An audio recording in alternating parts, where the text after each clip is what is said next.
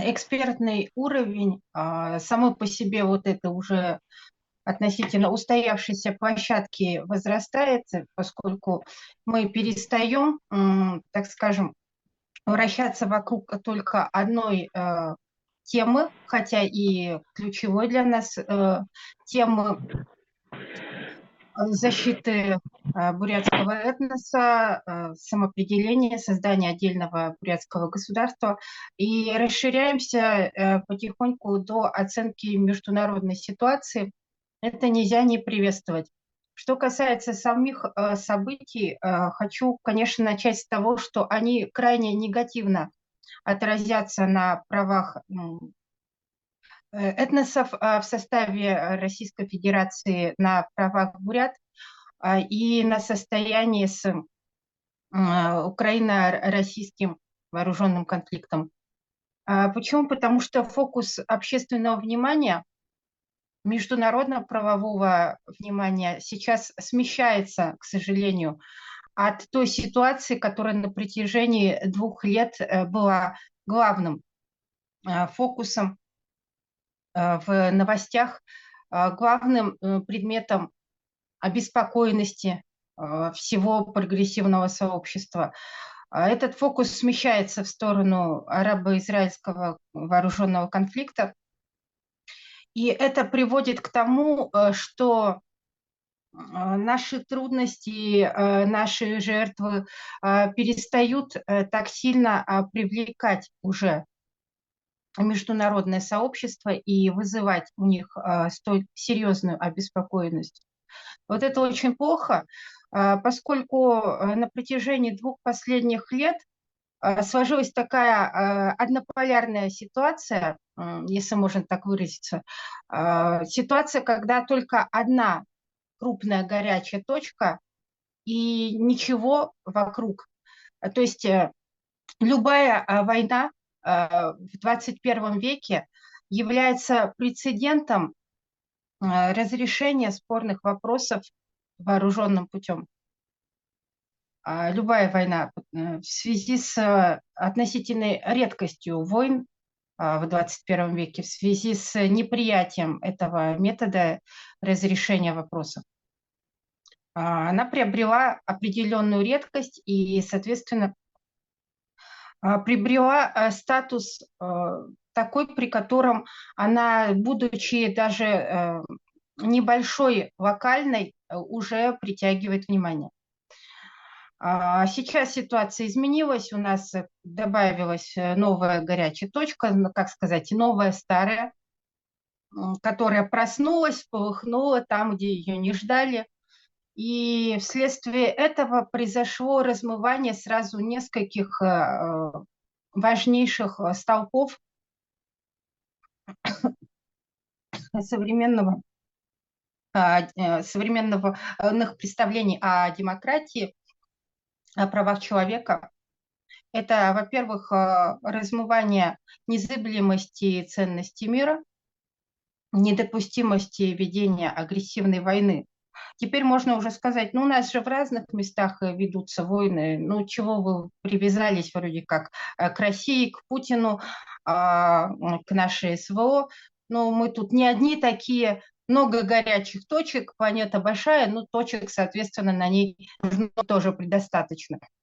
И это в какой-то степени негативным образом легализует действия Путина, действия российского командования, показывая, что, ну, в общем-то, диктатур у нас много, агрессоров у нас тоже много, поэтому, значит, можно всем все потихонечку простить, ценность человеческой жизни девальвируется, принципы гуманитарного права девальвируются. Потому что вот этот конфликт в Израиле, он отличается в какой-то степени большей жестокостью даже по отношению к мирному населению, чем действия российских войск в Украине. То есть если в Украине большее количество мирного населения погибает от авианалетов, от каких-то удаленных форм нанесения ударов, можно сказать, от автоматизированной военной силы, то в Израиле очень большее количество, чем в Украине, если так сопоставить по срокам и по количеству жертв, большее количество погибших именно от преднамеренных, ну просто преднамеренных зачисток, преднамеренных убийств. То есть тут уже не скажешь, что просто ракета немножечко не туда угодила. И, конечно же, это, опять же таки, дает повод Путину заявить, почему вы называете меня военным преступником, есть похуже меня военные преступники. То есть существует определенная планка поведения, планка приемлемого поведения. В международной сфере это, соответственно, количество войн, ведущихся на планете в один момент времени. То есть вот берем сегодняшний момент, сколько войн ведется. Если одна, то это нонсенс, это та, на прекращение которой необходимо международному сообществу бросить все свои силы. Если их много, ну, значит, ладно, ничего, забили. Можно пока что забыть про Украину, про Россию, уж тем более забыть про бурят, про их права, о которых они почему-то заговорили, о том, что они считают себя репрессированными, дискриминированными и дискредитированными. Можно забыть, можно переключиться просто в другую горячую точку. А что касается внутреннего, так скажем, внутренней политики от каждого отдельного государства, то это уже форма правления, политический режим внутри государства. То есть это демократия или это диктатура.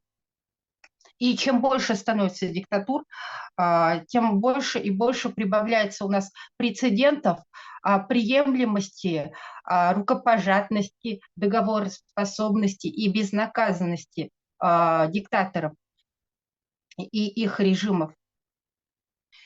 И это, опять же таки, дает возможность президенту России уйти от ответственности. Чем больше становится диктаторов, тем более приемлемым становится поведение диктаторов, их методы, опять же таки, разрешение вопросов внутри страны, разрешение вопросов с оппозицией и так далее. И, соответственно, опять же таки, размываются рамки допустимого поведения правителя по отношению к гражданам. И правящей условно партии по отношению к оппозиции.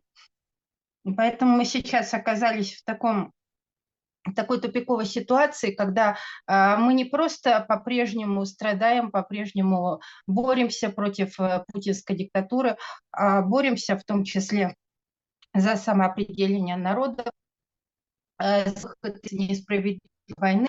Это все на протяжении 2 последних лет это и так уже было. Но мы еще оказались в ситуации, когда мир грозит отвернуться от нас, потому что появились новые горячие точки. Конечно же, понятно, что вот это арабо-израильский конфликт, он более давний, нежели российско-украинский. Он имеет вообще глубиннейшую историю, он густо замешан на религиозных противоречиях. И если вот так вот сравнить, то поэтому становятся понятны причины зверств именно по отношению к мирному населению и нарушению прав человека именно по отношению к некомбатантам в Израиле, потому что это межрелигиозный конфликт, потому что это, скажем так, давний цивилизационный спор. У Украины с Россией давнего цивилизационного и межрелигиозного спора не было. То есть русские и украинцы являлись православными в своем большинстве. И, соответственно, только в период путинского правления разгорелась вот эта взаимная ненависть. Соответственно, в Израиле ситуация более давняя, более древняя, и это, опять же таки, создает для нас очень опасную ловушку, когда мы не только продолжаем сопротивляться прежним угрозам, но еще и рискуем остаться без общественного внимания, без международной поддержки, без надлежащего освещения наших проблем. Я могу сказать, что уже начинается отъезд журналистов, которые находились в Бурятии, либо планировали в Бурятию, планировали, соответственно, какие-то встречи со мной по вопросам, опять же таки, мобилизации, будет она, не будет, сколько бурят погибло и так далее, ситуация с правами человека в Бурятии. И внезапно они меняют свои планы, их отправляют в другую командировку, они едут в Израиль. Вот такая ситуация. Конечно же, это создаст почву для развязывания рук, я считаю, путинской диктатуре. И сейчас как раз для них очень удобный момент для объявления мобилизации, для совершения любых политических преступлений в отношении оппозиции, вплоть до физического устранения оппозиционеров, потому что представители зарубежной прессы резко покидают прежний свой фокус внимания, и перед ними ставятся новые инфоповоды, они едут в другую горячую точку. Поэтому я хочу сказать, что наша ответственность, соответственно, возрастает, ответственность перед Бурятией, перед в целом перед международной вот этой обстановкой на том полюсе, на котором мы находимся и на котором мы можем на него повлиять. При этом вообще-то наша борьба за мир в настоящий момент приобретает только еще более широкое значение, только еще большую ценность, потому что мы показываем, если мир терпит попирание себя, если он допускает, в принципе, такой метод разрешения конфликтов, то в других местах начинается применение такого же метода разрешения конфликтов. То есть допустите в одном месте, вы допускаете тем самым размножение таких же ситуаций, таких же очагов заразы. Если вы считаете договороспособным и легитимным одного президента-диктатора, то вы еще множество других диктаторов даете возможность подняться на этом, даете возможность легализоваться. То есть это вопрос прецедента, вопрос приемлемости, вопрос правовой допустимости. И с этой точки зрения мы, с одной стороны, сейчас оказались в невыигрышном положении, с другой стороны, мы можем показать международному сообществу: обратите все-таки внимание на борьбу пацифистского движения. Если вы не обратите внимание, то вместо одной или двух войн у вас к концу этого года, может быть, уже будет 10, и не останется ни одного материка, на котором царил бы хотя бы относительный мир. Поэтому вот я считаю, что мы сейчас, конечно, столкнулись с ситуацией незащищенности, ситуацией, которая загоняет нас, возможно, в подпольную деятельность, но мы все-таки не должны прекращать освещение проблем с правами человека у нас. Мы не должны одновременно с этим избегать универсализации вообще проблем прав человека. Мы должны сравнивать эти ситуации, мы должны их сопоставлять, анализировать. Мы не должны кричать, что кто-то страдает больше, кто-то меньше. Но в то же время мы должны говорить: если вы допустили один раз такую ситуацию, то вот размножение вот от подобного же типа ситуации, вот вам распространение очага заразы на большее количество площади поверхности Земли. Поэтому мы будем привлекать и дальше внимание к ситуации с правами человека в Бурятии, к войне с Украиной, к необходимости заключения мира, сепаратного мира между Украиной и Бурятией до разрешения вот этого вопроса между Украиной и Россией. Но вместе с тем мы не будем закрываться от новых угроз планетарного масштаба и должны их тоже изучать, тоже учитывать и пытаться противостоять им тоже. Потому что ценности мира, они универсальны, потому что ценности прав человека универсальны, потому что страдания мирного населения везде одинаково весомы и везде являются в равной степени преступлением.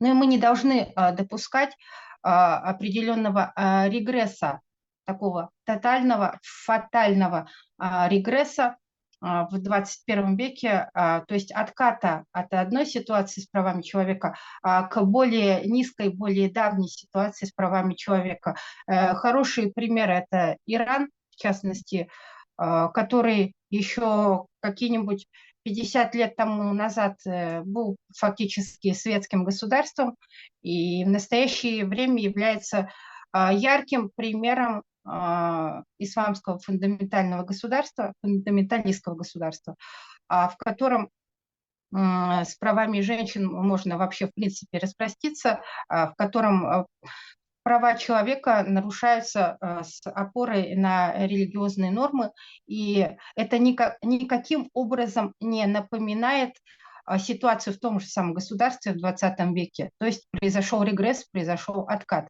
И нам сейчас надо не допустить, чтобы у нас произошел такой откат, чтобы путинскому режиму было дозволено построить какое-то суверенное фундаменталистское государство, неважно с опором на какие ценности, на православные ценности, на Z-патриотические ценности, может быть, на ценности сталинизма. Большой выбор у Путина.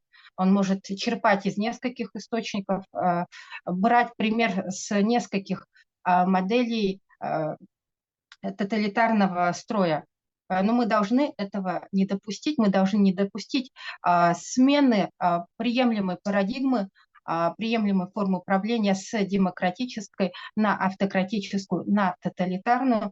То есть мы должны уменьшать количество прецедентов в текущий момент времени, прецедентов войн и прецедентов зарождения и развития тоталитарных режимов. Ну вот, пожалуй, пока что все. Будем дальше следить за тем,